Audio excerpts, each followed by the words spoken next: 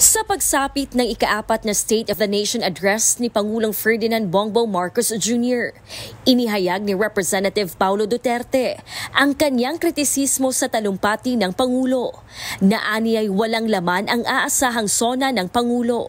Dagdag niya magiging gaya lang ito sa mga nakaraang sona ni PBBM. Maganda ang mga salita, ngunit walang totoong laman. So expect na to nga maunang new normal, why sulod ang sona. Promise sa siguro gyapon. Mo gyapon na kanang tawhana how draw na maging English. Kabalo mo ng tao nga tangke ang ulo. Anaon mo ba? Pong way sulod. Nagbigay rin siya ng pahayag hinggil sa pananaw ng Pangulo sa problema ng pagbaha sa bansa.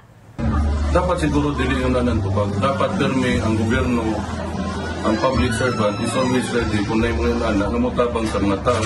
Dapat andam ang isa ka gobyerno na mutabang ug naapod siya dapat na mga lakang nga buhaton nga ugnay bagyo ang mga tao walay mamatay, walay madaot ug wa kay mabuhat aning gobyerno nga ni-resign. Aniya ang kailangan ng tao ay aksyon at tulong. Gladys Tuabi, UNTV News and Rescue. Diyos ang aming sandigan, serbisyo publiko ang aming pinahahalagahan.